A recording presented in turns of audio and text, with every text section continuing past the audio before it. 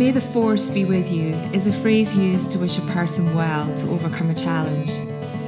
The invitation in this podcast, May the life force be with you, is to explore what it means to truly feel alive, to appreciate the physical, emotional and spiritual connection to our energy, and finally to understand how this impacts who you are and all that you do. May this conversation inspire you to thrive. Hello and welcome to May the Life Force be with you.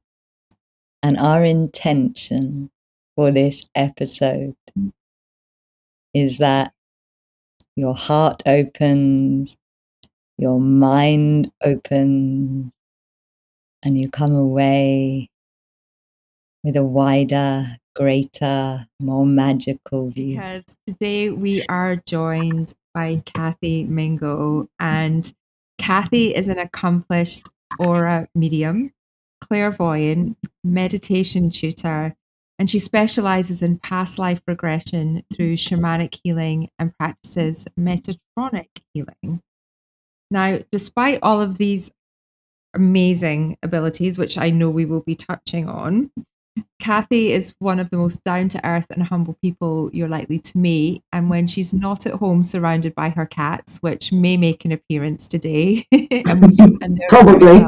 But you will find her when she's not doing all of those things that we've mentioned already.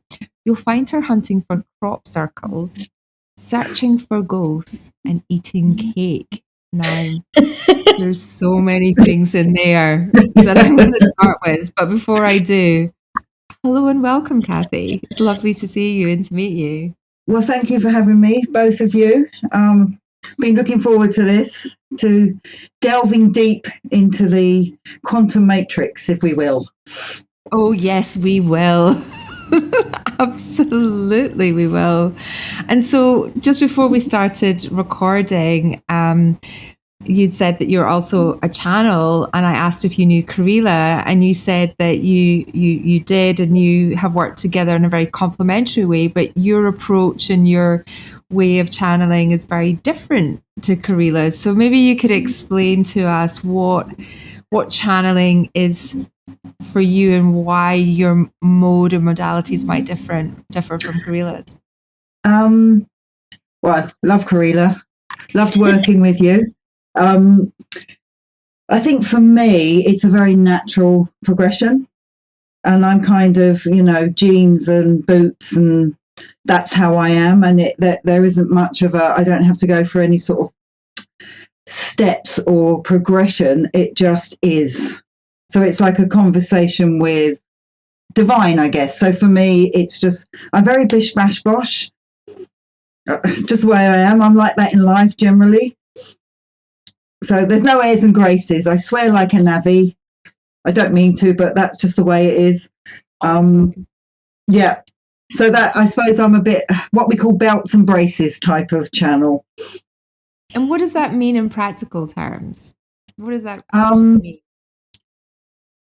I feel when I'm channeling, the information is like directly implanted into my consciousness, and I will just say it regardless of what it is.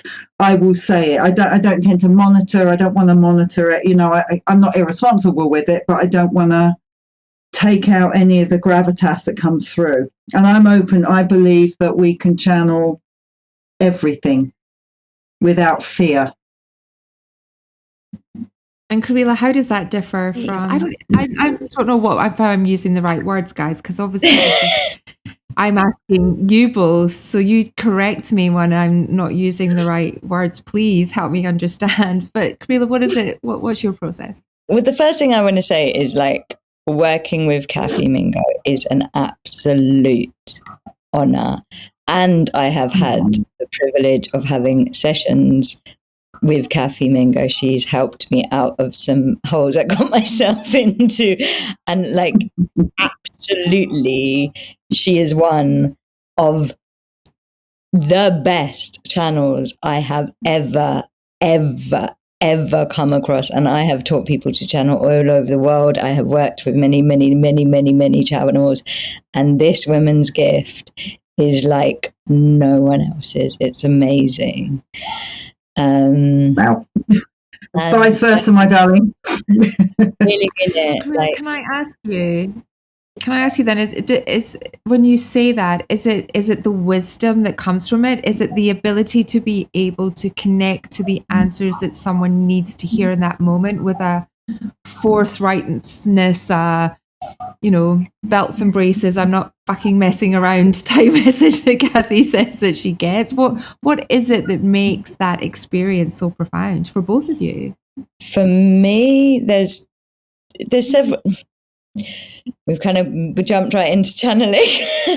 So there are many different types of channeling, and those different types of channeling are used for different purposes and by different guides. The main type of channeling I would say Kathy uses by the language that I use, what I call is third eye channeling or download channeling. And both of these types of channeling are, so the third eye channeling is when it's just coming straight into your third eye and you're just saying what you hear and what you see. Third eye channeling is fundamental to channeling. There's very few types of channeling that don't involve third eye channeling, but the level of information that Kathy can bring through third eye and download channeling, plus another type of channeling that I would call transmission channeling, which is when you're also bringing through the frequency and the field of guides. It for me, it's about the amount of accuracy and information that a channel can actually bring through. And I don't think I've met anybody that can access as multidimensionally and as accurately as Kathy. Is that accurate in terms of how you would interpret? Well, obviously, I love to hear that. I'm not going to lie. But I've worked with Karila. We've worked together. Our guides have worked together, and I think the accuracy. I am known for my forthright accuracy. That's what I'm known for. I don't make a big deal of it. I never say to people, "I'm special, you're not." It's just natural for me.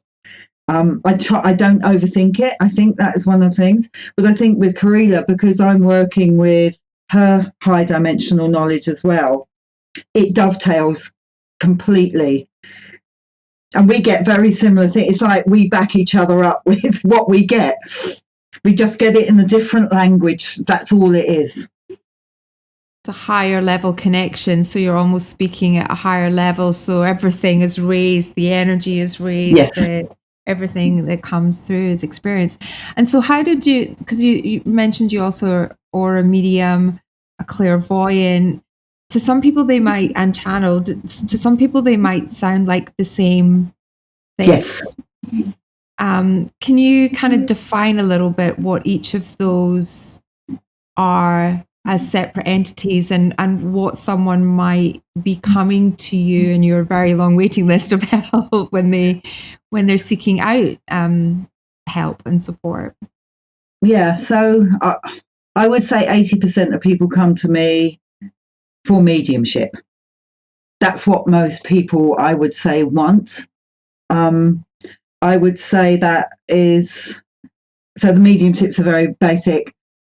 Your dead dad called Stan comes in, gives you all the information, which is fine, and I think it's definitely got its place. But then during that reading, I always think, well, how is that going to progress someone's soul? So oftentimes information comes in from a higher source, whether they're kind of ready to receive it or not. I think that's where the aura medium comes in. But obviously I can go through the aura. If there's any sort of stagnation within the auric field, I clear that. So you kind of get a mold. I've got to be honest, I don't actually really know what I do. I can't pigeonhole it, I don't think. But yeah, mediumship's your basic, clairvoyant. So clairvoyant medium. I'm also a psychic medium. So I get Uncle Stan or Dad Stan coming and giving me direct message. Then I get guides giving me messages, usually about what's going on in what we define as the future, even though time doesn't exist, but it's another story. And then, so the auric is basically where I go through the aura. People have got a lot of fear, and I think we can all agree that the last 4 years, 5 years have been pretty fear-fueled. So I've had to deal with a lot of people in the last 4 years that are just carrying this chronic pain and anxiety within the body, within the soul. So I've had to be sort of clearing that as well. It's interesting time. I want to ask, because you are an amazing medium, I have to say. Even though like Kathy's done readings for me, and these like crazy higher guides from Egypt just come through. My gran has also been so like I've experienced the mediumship, and I just want to ask, because this is May the Life Force be with you, and you have so much contact with those who have just crossed over. What is life force energy from that view? So how they come across? Yeah, like so have they got their life force energy? What can you say about life force energy from the perspective of a medium? So I've had someone that's come in that literally had died 12 hours before the client. The client didn't want to cancel, so she came. And that energy was so powerful that one of the, I always drink my tea, and there was, like a mat to put tea on, and that actually flew across the room. She freaked out. I was like, look, it's all right. I think because that energy was so in the process of crossing still, that they were there and it was relevant, and I've had people that have been passed for 50 years still coming in, still have see, I get in trouble with this, so I'm going to go controversial. I believe that they are a holographic image, and they project that image to me of their memory, of their love, of everything that they worried about. So I'm not actually seeing, well, I am seeing Father Stan, but if he's passed 50 years ago, I'm seeing, can I say, like a projection, a life force projection of what they were, who they were. So it's interesting, because that 12-hour person came in, their body hadn't been dealt with. So they hadn't said goodbye to the husk of who they were. So it's interesting when I get those, and I get a lot of people that are still waiting to be buried or cremated that are coming in. Wow. Their force is strong. And do you feel like the projection comes from the soul? Yes. And this is obviously my opinion, and that soul essence, obviously we are immortal, aren't we? It's infinite. So, I'm only Kathy right now for a tiny little speck of my existence. We've got fear of death. I really don't think we should have fear of death.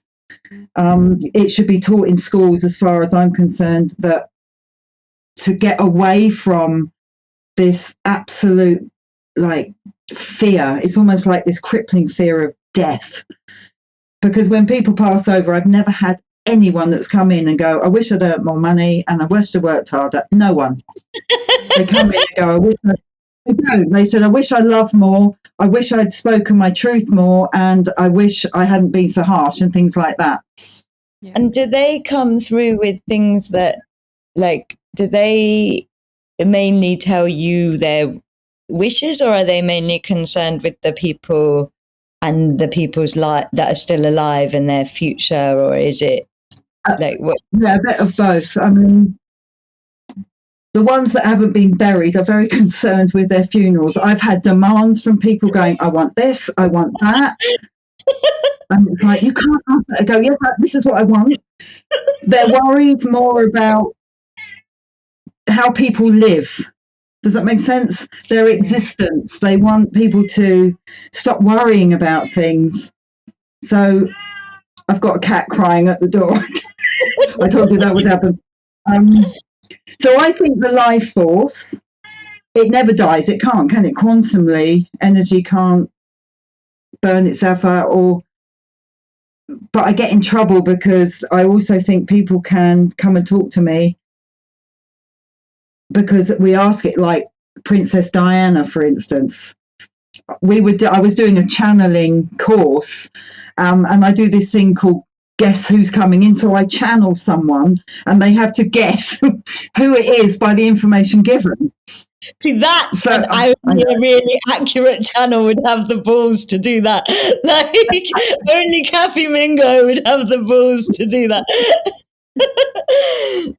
But do you not think that me, you, Fiona, when we're all part of this complete divine light, and we're all fractalizations of that light? So whether it's Margaret Thatcher, the Queen, Princess Diana, I believe that we can call upon that, like in remote viewing. Just me. And can I ask, do you think that there are some souls that, a bit like the living, just can't be arsed to come through? Because I ask that because sometimes I ask my dad and he just doesn't. And I'm like, I think it's because he just is like, oh, I can't be doing with that nonsense. And I think and in that I go, okay, Dad, I got it. So I did actually get the message. Do you know, there's something in that where I think just some people, because I'm sure you must have had occasion, or maybe you haven't had occasion where someone might come to you and there just isn't anyone coming out for them, or the person that they'd hoped just isn't there. Sometimes they want someone. I always say, I can't guarantee who comes in, who doesn't. Pretty much people come in. I did have a woman recently, her dad never came in, so it's interesting, and he came in, and I don't know why he came in with me, but he did. And I think at times it is a little bit dependent on the skill of the medium.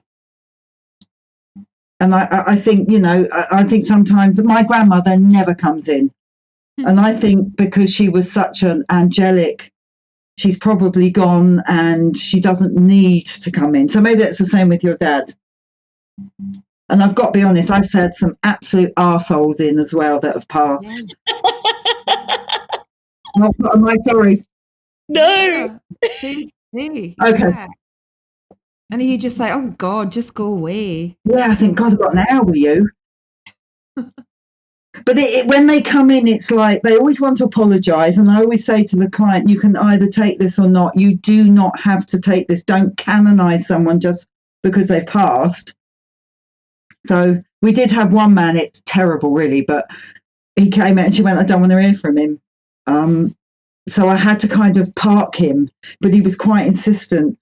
And in a way, to hear all the stuff that he was saying, she could let stuff go. And I think that's mainly what this is about.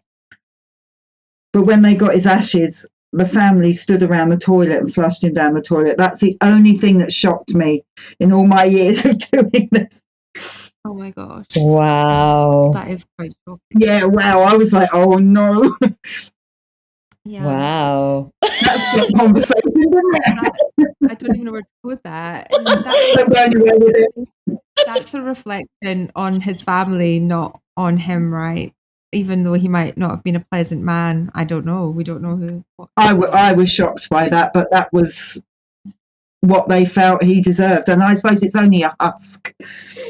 I mean, it's interesting though that shocks us so much, because as humans, we can treat each other so badly in life, and yet we have this sacredness or sanctity around death that is like, you know, it's almost like if you mess with death or you don't respect the body in death, that there's something,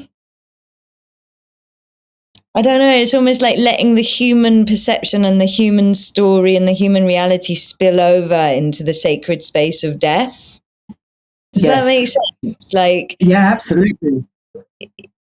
It's almost like you can swear and hate someone and not speak to them and all of that kind of stuff, but then you still have to respect their death, and to disrespect somebody's death in a way, it feels like disrespecting their life, not their death, because or their you say there's a body. canonization Yeah. happens sometimes after someone's died, and everybody that died couldn't have been the best person ever. That was, you see people's obituaries.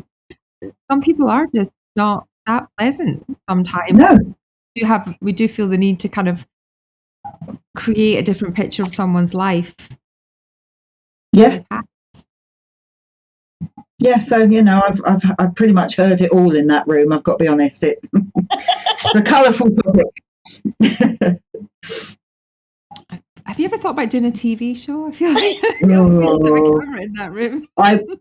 Interestingly, I've been asked many times. Not my bag. I think, I don't like the way that it's been, or it would be put across, because it's so untrue and it's sensationalized. I did a show with Russell Brand because they wanted a past life regressionist. So I went and I just thought, this is so wrong on so many levels. So I didn't say anything, but I did have an argument with Vanessa Feltz, because there was a woman there that said she'd been abducted by aliens, right? Okay, I'll go with that. And Vanessa Feltz turned around and went, well, why would they abduct you? Because you're fat and ugly. And I thought, well, that's rich. So I just thought, wow. So we had a bit of a tete-la-tete outside BBC, and I thought, I'm never going down that route. I've been asked many, many times. I don't want to be Sally Morgan. Do you know what I mean? That's not what I'm about. I don't want to discredit the work that all these light workers are doing, because I think it does, in a way, discredit things. Because at the end of the day, it's a deeply personal experience that you're describing, and a transmission like that or a download is something that is, as you say, at the heart of it, trying to unblock something to help someone move on with more ease in their future. Yes. And that is a very deeply personal, not for entertainment, definitely not purposes. And so whatever it helps to get that person through that experience is, there's something sacredly theirs in that shouldn't be exploited. That's right. Yeah. And, I really feel that I think channeling's always had a place. Mediumship has always had a place. These things have always had a place. But now, at this moment in time, where the intelligence that we used to have, the intelligence that we were taught in schools, that intelligence is not going to serve us in the new frontiers of the new earth and the new world and the 5D. And it's like we need the intelligence from these other sources and higher viewpoints. And it is actually so important that people are channeling it in. Yeah. And help, because we don't have any, our ancestral lineage is from the Piscean age. And so we don't even have necessarily the intelligence within our physical body to be able to navigate this new frequency bandwidth that we're entering. And so we need the intelligence of the aliens, the future beings, the ancestors who are dead, who love us. We need these intelligences to help us navigate. And really, channeling has always been a way of navigating.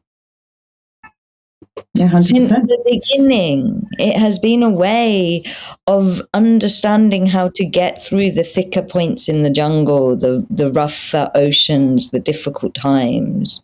And that's why, kings, pharaohs, all of the old cultures always had channels around them, had channels and aids and, the seers to help them make decisions and to help them navigate. And we're in a time where where we really need this intelligence from beings that know. And it isn't there isn't anyone alive that knows. No, it's right. And it's not a mystery. It's just natural. But it's been made to be mysterious, paranormal, weird, you know, and all of these taglines that have been put on what we both do is it severs it separates. And instead of being part of a kind of holistic wholeness, divinity, which we all are, we're separated from it. So when people go, oh, how did you know that? It's like, well, I just listen. So people can't get their head round that. How do you know that information? You can't know that. You know, you've looked me up, Google, you know, and it's like, you know, for me, I always have a first name. That's all I ever ask for. I don't even do my bookings, Quest do it. But, you know, I only get a first name. And sometimes people don't give me their real name, but I still get the information. So it, you know, and if you're going in, people are suspicious, aren't they, of what we do? Because they've been told that it's not natural or normal. But it is, like you're saying, the ancients, you know, we were looking at the stars, we were astromancing way before, getting all of our information from divinity rather than getting it now from the BBC. You know, and all the illusionary aspects. I always think that, like, channeling's the original Google. You know, now you're like, what do I do about this, Google or Alexia? Like in the olden days, you had to ask your guides. That's right. I want to ask you, Kathy. I mean, there's so many things I want to ask you, but I want to know your view on what crop circles are. This is where I wanted to head next. When you mentioned the word paranormal, I'm like, ooh, segue. So there are a huge percentage that are man-made. Sorry. However, there is a mystery within the whole thing. Everyone goes to me, is this a real crop circle? If you're standing in it, it's like, well, yeah, it's real because you're standing in it. Mm-hmm. Is it alien made? Is it earth energies? I have definitely been in crop circles that were not man-made. The energy, the synchronicity, there's something magical and mystical about being in a glyph or a circle within the location. They're all around, so about 92% are all around Wiltshire. They're all along the ley line, along Avebury, Silbury Hill, West Kennet. There's a few in Essex, which is interesting. But the belief is that there's chalk and water. So along the Michael and Mary line, there's a lot of chalk and water, which creates this electromagnetic aquifer. And, you know, someone printed out where the aquifer was. All the crop circles are pretty much within that region. And what is an aquifer? So it's where you've got chalk and water that meet underground, and it creates an electromagnetic spiking. And you can feel it. I think that's why people are drawn to Avebury, Silbury Hill, all of this Neolithic. You know, the Neolithics knew what was up. They knew everything. And we dismiss them as like, you know, yeah, Neanderthals throwing rocks at the moon because they didn't know what it was. That's how we've denigrated our ancestors.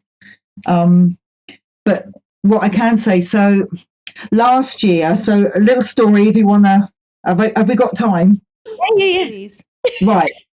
So last year, there was a man called Indica who was an Iraqi war vet, and he wanted to know who made crop circles. So we got a film crew to follow him. So they called me and went, because I'm 22 years in this crop circling, I've seen it all. So they said, would you take him around? So I went, sure. And then they wanted to follow me a little bit. And I was like, okay. So on June 21st last year, we tried to manifest a crop circle in Surrey. So we had a picture. It was quite complicated geometry. and it had quite a few aspects to it. So there was 8 of us, and we were all going, right, we want a crop circle this year in Wiltshire. Quite demanding we were. And they filmed the entire thing.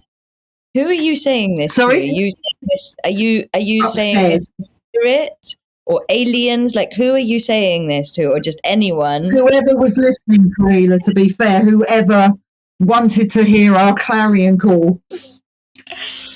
So we put it all out, but because the symbol had so many parts, one woman said to me, I could only focus on one bit. So it was all a bit disjointed. So the film crew then met up with me in the summer, and they were like, has it happened yet? I was like, no. And he went, well, how do you feel about that? I went, well, we obviously didn't do it right, did we? And he laughed. 3 days later, we had 3 elements of that crop circle appear. 3 of them. Actually, there were 4, but and even he was a skeptic, the filmmaker, and he went, Kathy, this can't be a coincidence. And I said, I don't think it is. But other people online went, no, you're clutching at straws, because some people don't want to know that there is phenomenon, or that you can manifest or co-create with divine. Unbelievable. That is amazing. So when you go to the, is it a certain, so you mentioned like the soil and the chalk and the water that combines. Yeah. Is there also different types of crops? Why are they wheat crops? What makes it kind of distinctive to be a crop circle? Is there a difference between the ones that are man-made and the ones that you feel are not? I think wheat is used because that is the main crop that is planted. I think it's as simple as that. You can get them in barley, and you can get them in rapeseed, but rapeseed's really tough stalks. So when you can see the man-made one in rapeseed because everything's broken. But when you go into a crop circle and the flow of it is, there's something like a river, and you can go in. Some people feel sick. Some people get a headache. There is a lot of research that's been done on physical changes in the body in crop circles. So it's interesting. So, like what? Can you give an when example? We put on fertility, apparently. A woman called Lucy Pringle is doing a lot of research on Parkinson's disease and taking people into crop circles and seeing if there's a kind of correlation to helping the neural pathways. Whoa. Now, you're going to get a lot of people online that go, they're all man-made, it's all rubbish. I know that there are some that are man-made, but humans are way too lazy. Yeah. Like, there's no way that humans are going to get up in the night and do that much intricate. When you see a really intricate, detailed crop circle and everything is so the corn is like bent all perfectly, I'm like, the Brits, we are not that accurate. Like we do not create like that. Do you know what I mean? We just don't. Sorry, Britain. Like, nobody would spend their time doing that, and we're way too egotistical to not want to take credit for it. Like, that is the other thing. Like, you make a perfect crop circle, we're not going to be able to not want to like put our name to that. Like, it's just not human nature. No, and I think in the year 1999 and 2000, literally every field you looked in, there was a crop circle. It was like a cornucopia of crop circles. It's waning.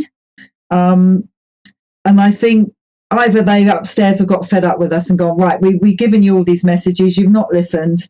Ego has taken over, which always happens.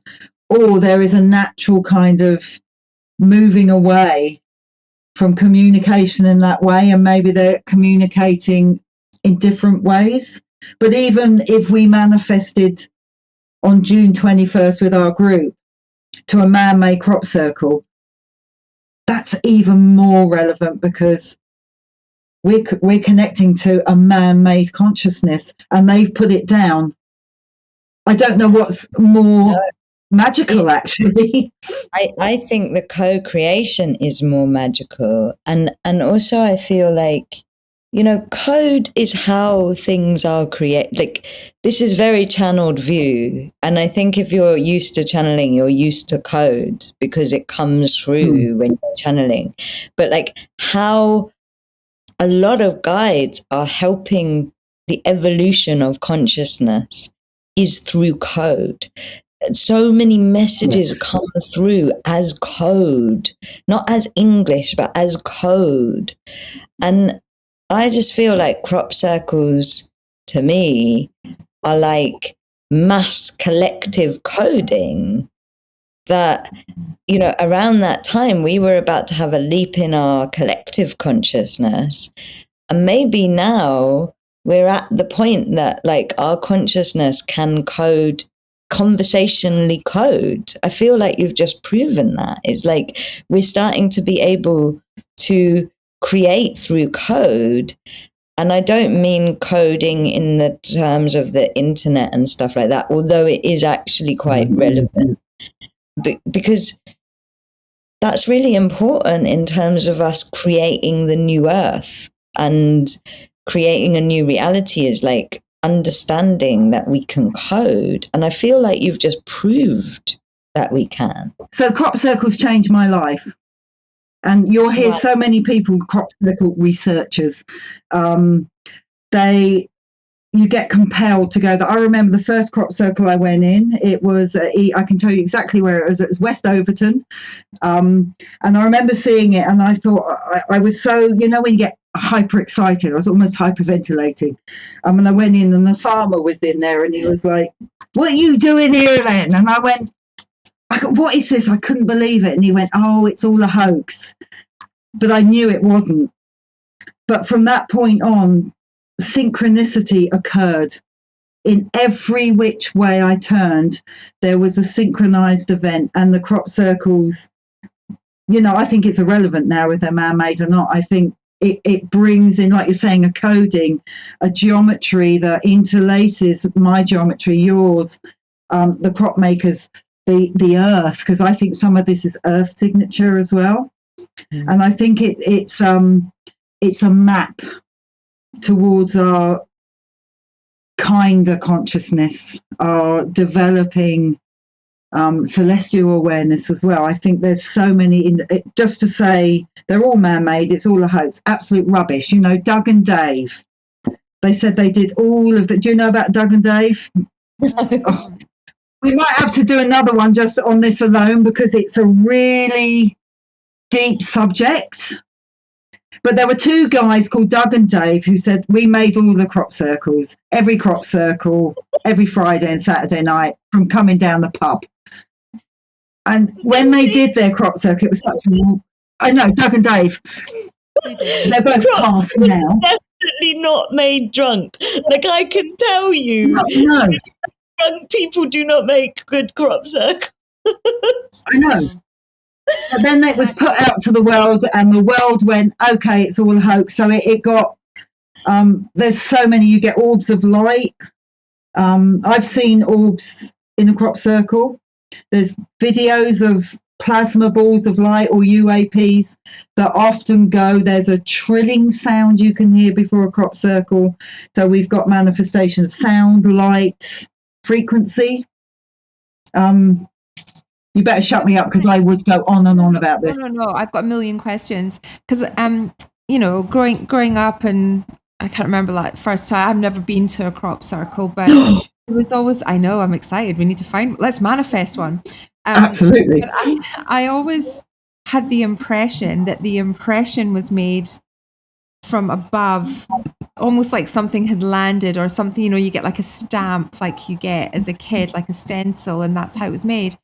But talking to you, and you said about coming from the land, I get the impression that it's also forced sometimes from below as well. There's some kind of reaction or action that happens that it comes from underneath as well. Is that fair? Yeah, I mean, when you go in one, people think that they're cut out. They're not. So the wheat is bent, the wheat is interlaced, and there's a flow, a flow to it, and you can feel that energy flow. So, and the stalks are broken, they're laced. Then some of them are called nested. There's some that Milk Hill 2001. It was, I think, 900 feet. It took up the whole field, and it was done overnight, weeing down with rain. The woman that walked past with her dog, she went in. She said it was pristine. I think it had 409 circles. A team of 20 could not have done that. No. In Wiltshire within probably a 4 to 5 hour window in the summer. Just doesn't happen. No. And to that level of precision as well, because I was going to say that people who are curious will put your Instagram and your website details on the show notes. But I was watching some of your videos and seeing some of the photos of some of the circles you've been to, and the precision is just mind blowing. It is like something out of a Da Vinci sketch or painting. It's so detailed. You do start to wonder. I've often wondered if someone clever enough could have taken like transparent stencils of each crop circle each season and overlaid them. I wonder what the total geometry would be like. I don't know how to do that sort of thing. I think there's code within the code within the code, like with everything. And does it appear, you mentioned a very specific ley line in the UK. Do they appear in groups and clusters in other parts of the world as well? I'm sure I've seen them kind of Rust Belt, US, and with those kind of areas. Is there consistency and continuity in where they appear around the world? Yeah, it's mainly UK, but they're all over the place. France, Belgium, Germany, but they're clustered. The main cluster is always going to be the southwest. Few in Birmingham. Why do you think that is? Like, why? I know you said the chalk and the water, but is it to do with the? I think it's a ley line. So it's just the fact that there's a ley line there, because there's ley lines everywhere. Yeah. I don't know. I think, well, obviously we are the heart chakra of the world. And I think that's probably got a lot to do with it. It's interesting there, even though we got Glastonbury, there's not many in Somerset, but that could just be, they don't, Wiltshire is flat. That's where your main agriculture is. So there's wheat fields everywhere. I think it's to do with, I feel that Wiltshire is part of the heart chakra. I feel like the heart chakra is actually a lot bigger than just Glastonbury. I agree. For me, Avebury and Stonehenge and all of that is all part of the system that we would call the heart chakra of Gaia, for sure. And they are probably more, certainly Avebury is probably more true to its original energetic. It's more true to its origin than I think a lot of the other sites. And so I wonder if that has an impact as well, just that. I'm sure it does. I mean, it's, Silbury Hill. Yeah. Go on, what were you going to say about Silbury Hill? No, I was just saying Silbury Hill, West Kennet, Loughborough, these are all Neolithic sites. And there's crop circles. What I find interesting is there is a field called Eastfield, and the farmer gets so angry because he's had enough. So the farmers have, and I understand that they are losing their wheat. I understand that. But they've clubbed together now, so the minute there's a crop circle, they literally go and cut it out. So last year you had to really know and race to it because it would be gone within, 3, 4, 5 hours. So that was going to be my question as well. Follow up was to say, what happens to them? Does the farmer just come along with the plow and the combine harvester and they go? And what happens to that energy when it is destroyed? I think it's still in bed. When you go into a crop circle that's brand new, the energy is stronger. And when you're going 2-3 weeks, you know, you've got loads of people that have gone in there, and the energy does dispel. It does. But what you also get, you get what is called ghost formations. So the next year, when the crop starts to grow again, that symbol's in some crop circles still there. It grows in that shape. I know, it's mad. I mean, man did not make that happen. Now, some people go, well, that's how the seeding of the crop go. I don't think that. I've got a picture, I think I put it on my Instagram, of Avebury, and in the distance you can see, and it was in, I think, March or something, and you can see the wheat growing, and the crop circle from the last year was showing up again.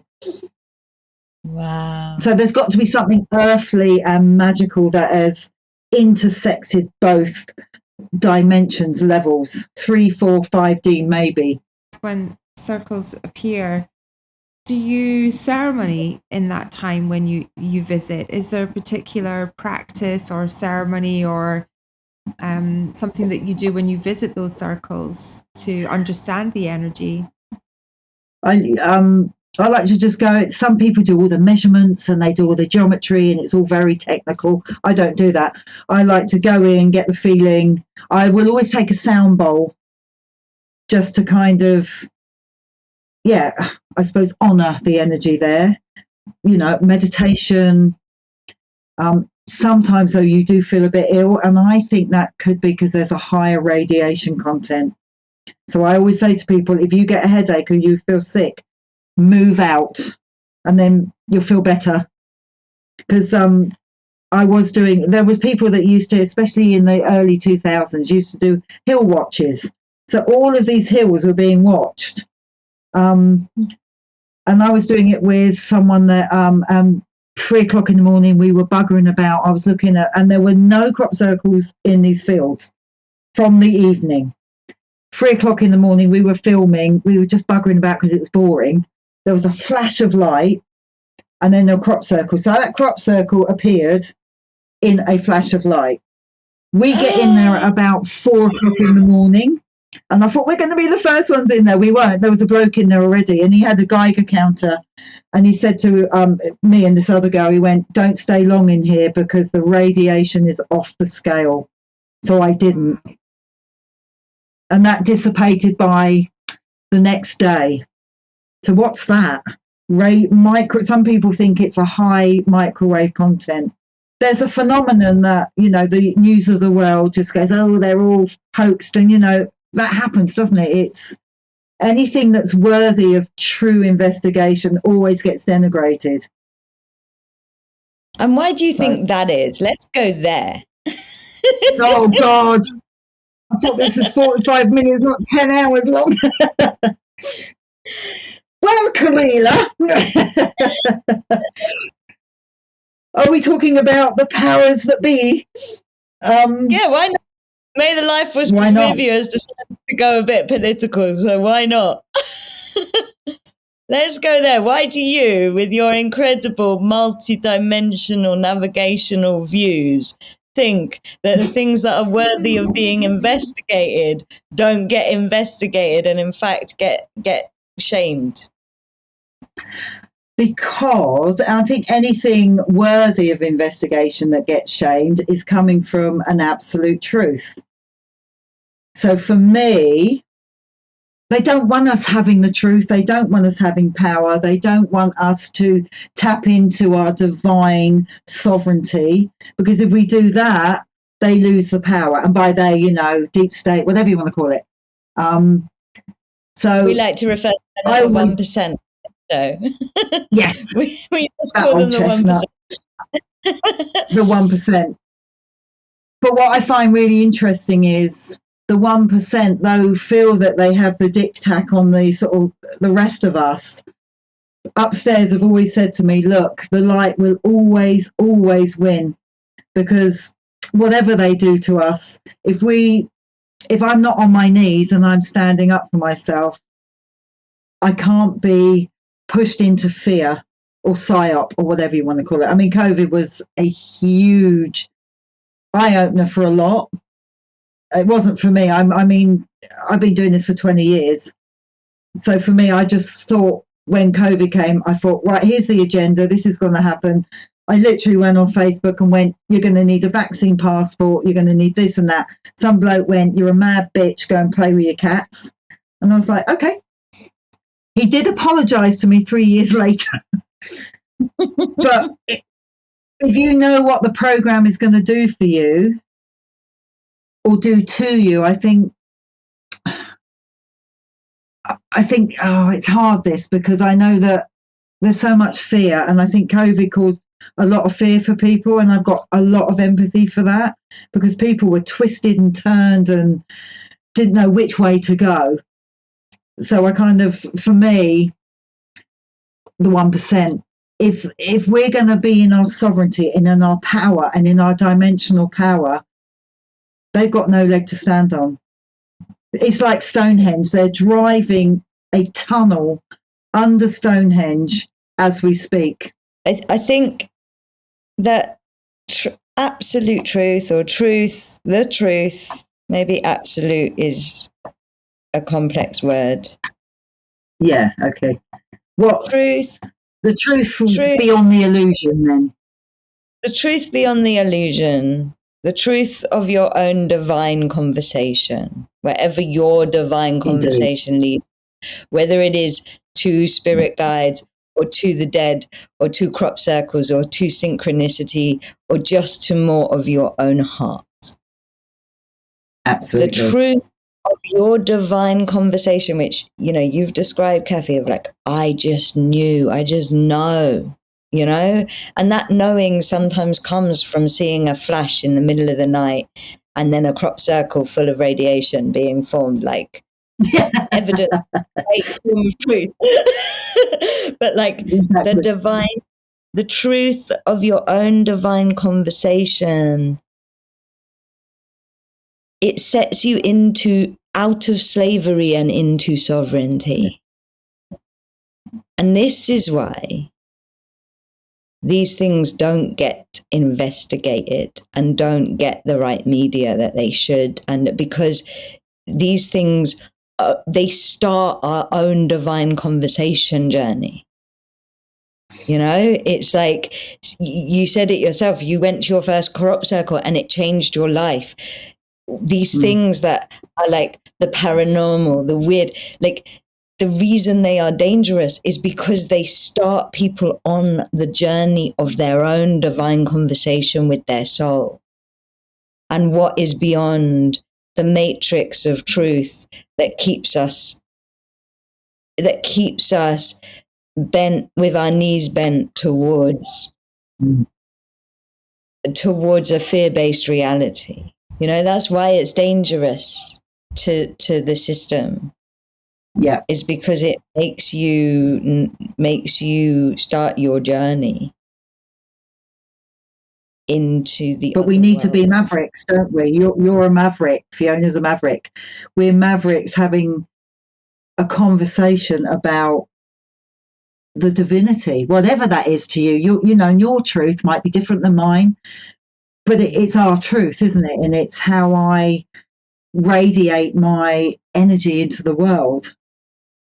But I certainly, you know, anything a government would tell me, I am going to do the opposite, because anyone that says to me the government has your best interests at heart need their head tested, because that isn't how this is working at the moment, is it?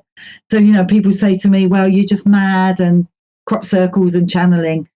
And I kind of think, well, I'd rather that than live in the illusion that is being perpetrated at the moment. It's my view on it. I think what I often say is that, and I think I've said it on the show before, but like, to me, the mad world is the world that is poisoning its own air and its own water. And the world that,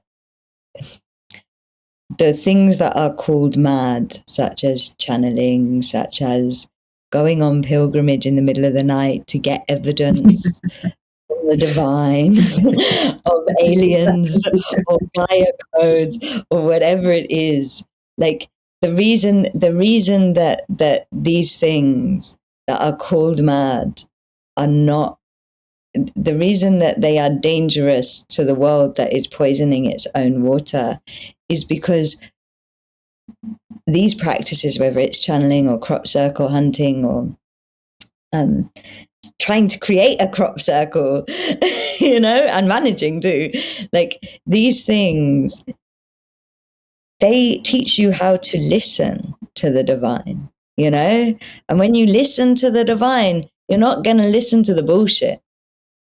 That's right. And what might be bullshit for one person might not be bullshit for you. And I want to make that very clear, because everybody has their own path, their own free will, their own choices. What's right for one person is not right for another. But that's right.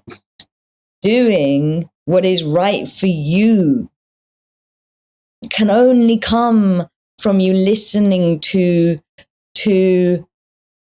yourself as a divine sovereign being and your own divine conversation, and not being manipulated into things that are not true to you and your soul. And that just is why why all of us, at least once in our life, should be camping out waiting for that flash in the light. I agree. And it gives, I think, for me, it's about hope. We lack hope within the world eating itself and poisoning itself. There's a lack of hope. And all of this, crop circles or mediumship or channeling or ghost hunting, which I do as well, there's hope that there is something bigger than ourselves, something that's provable to ourselves beyond the three-dimensional matrix. So that's, go and look for hope. That's what I would say. And enjoy yourself and have fun. Well, it's interesting you said that for us to kind of close on, because my thought while I was listening to both of you, and I'm not going to go down the rabbit hole of what I think, but what I do feel, and it's something you mentioned earlier, Kathy, is that there's just an immense amount of fear everywhere. And even in the 99%, and in people that are in our worlds, very much in your worlds, I feel like some of that messaging around beliefs and what's happening in the world today comes with a huge fear message, even with the right intention. People, when they don't understand, what happens when you don't understand something? You're fearful of it, and you get scared because you can't understand it, because it doesn't make sense to what you know. And so I love that we can end on this with a more positive, which is exactly what you said. If we flip that fear to hope, and I take it one tiny step further if I can, and it's one of my favorite words, and that's to be curious. Because I feel like that stepping stone from fear to hope is just to go, but what if? And that can be a little bit of magic, like a crop circle, or your Uncle Stan coming through to give you a message. Just maybe, what if it could be true? And I feel like that's a really nice place to start and to kind of pull people along from. So you're right. And I think we don't see the magical aspect in our everyday life. There's so much beauty, and going out and sitting on a hill, drinking tea out of a flask and waiting for aliens to arrive. It's fabulous. And I'm not even considered one of the crazy channel lot, but I know what I saw. So you know it in your soul. I do. And then that sent me on a whole curious path. And Karila was the first one to break me open, and now look what she's done to me. I speak on a podcast about life force and crop circles. It's a beautiful thing, and I love it. I get energized every time, because how on earth would I meet people like you, Kathy, if I didn't do this? So it fills my cup. And if we can, through this, spread the message of a little bit of just what if? Yeah. It's all magical. Be childlike in how you look at the world, and it's a lot nicer, isn't it? It's a lot more absolutely fun. and I think go and do something that you wouldn't normally do. And does it matter what anyone thinks if you're sitting in the crop field in the middle of the night? Does it matter? No, I've done many weird things and I don't really care how I'm perceived. It gives me fun and joy and excitement. That's what I feel. That's the energy that we need to finish this on rather than Fair enough. And I will say that even if you go and spend a night on a hill and you don't get a flash of light and you don't get a crop circle, you will still experience so much magic because you'll see shooting stars and you'll see the wonder of nature at night. And it's kind of like if you turn up in that curious heart, magic's going to meet you, even if it isn't what you expect. Quite often magic happens outside of what we expect. And so if you're desperately looking for a flash of light, you're probably not going to see the flash of light, but the magic's going to meet you there in a different way. And I feel like, given that I knew because I knew who Kathy was, that this show is gonna go wide, go wide view, deep and rabbit holey and magical and amazing. But what I really want to say, because I know that views can sometimes challenge people, and I just want to say, like, honestly, the most important thing is you being true to you and you discovering more of your own truth, because it's your truth that is the power in this world. And it's your truth that is your power. And anything that helps you find out what more of your truth is always going to be a good thing. Even if you're like, you know what? Sitting on a hill at night looking for aliens is not for me. And I know it because I've done it. Like that's still you finding your own truth. And us finding our truth is the hope of these times and this world. I really believe that from the bottom of my heart. Amen, as they say. I love that you've had this stream of light all the way through on your camera. Well, I just want to thank you for having me as well and letting me talk about my favourite subject. We didn't even get into transfiguration and exorcisms, did we? It's a joke. Yeah, we're going to have you back, Tabby. We have so many more dimensions to talk about. Karima, your question. Yes. I would like to ask you, Kathy, who should we have on the show next?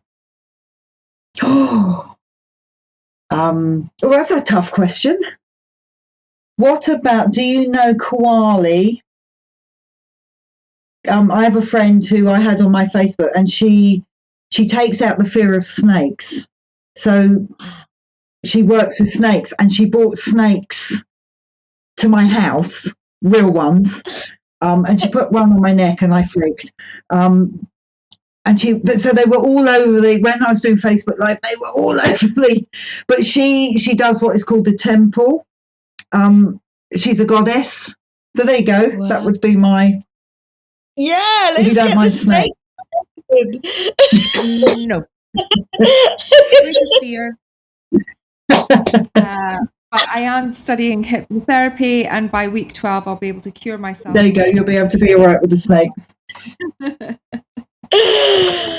Thank you so much, Kathy. It's been thank you for having me.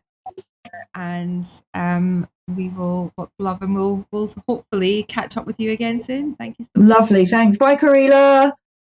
Amazing, Kathy. Thank you so much. May the life force be with you. Are you curious? Yeah, I am. And I'm just trying to imagine what a life led is of 20 plus years of that being your passion, your life, your energy, your life force built around,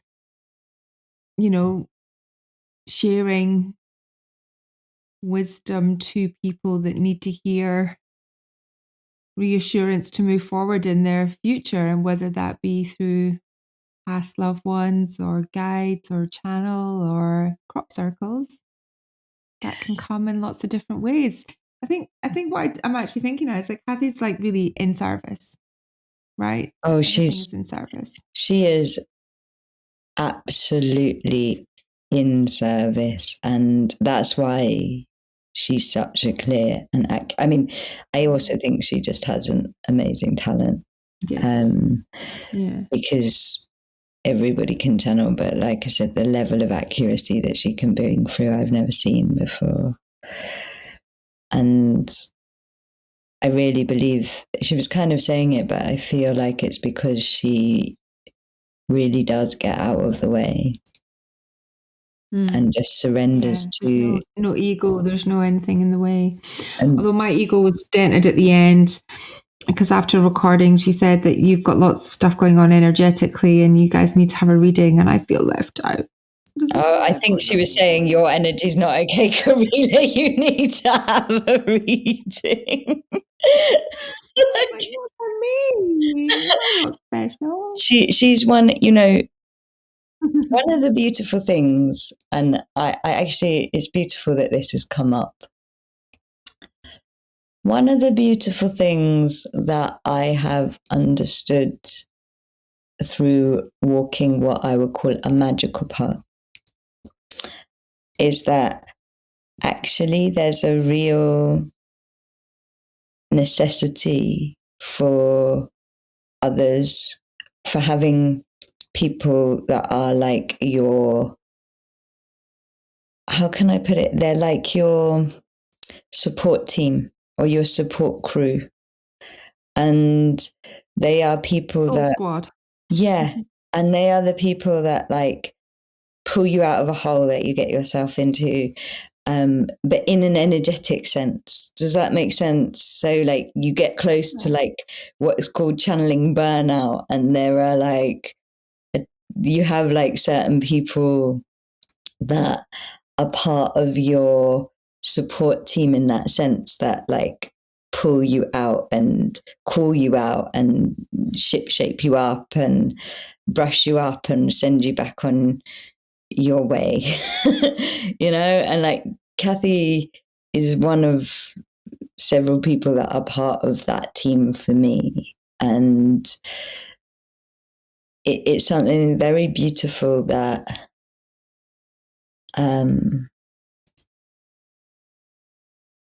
it is necessary, because essentially you are walking a path in a world that doesn't even really believe in what you do.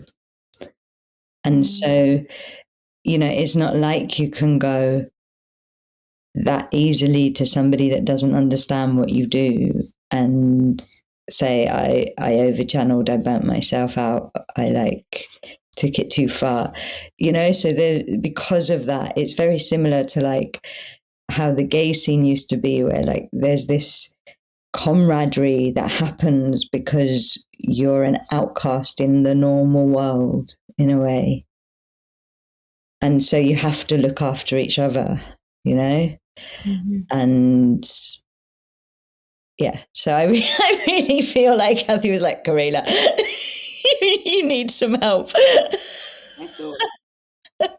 As opposed to exciting stuff is happening. It's more like all these exciting stuff, doesn't it? And that's the main thing. But that was exciting listening to Kathy, and I know that it's gonna have made a lot of people very interested in crop circles. So we will definitely share all the details, because there's some amazing photos and videos on Kathy's Instagram. So check it out, everybody. Like, share this episode, and follow Kathy for more on crop circles. And hopefully we can revisit one when we get there. She was just saying, by the way, folks, that none have appeared this year, which is very unusual. So there's been none at all this year so far. So we've got the BAT hotline phone now ready and waiting to go as soon as one appears, hopefully soon. How weird is that? I know. But she did also say we could all manifest one now, everybody. Let's get thinking, and maybe we can manifest one. Kind of September would be good for me because I'm not really around much. Yeah, let's. She also said that she would let us know when we could go and do a live from one. Mm-hmm. Not that the Wi-Fi works in Avebury. Or in a crop circle. I'm pretty sure the Wi-Fi would not work in a crop circle. Let's stick a mic to that. Yes. Well, on that note, see you in a wheat field. See you in a wheat field. I love you, Fiona. You're amazing. I sometimes see your face and you're like, having to open up to this now. Guys, every time. You're the best. We hope this conversation has topped up your life force energy. If it has, then please help us spread the life force. Like, share, subscribe, all of that. And may the life force be with all of us.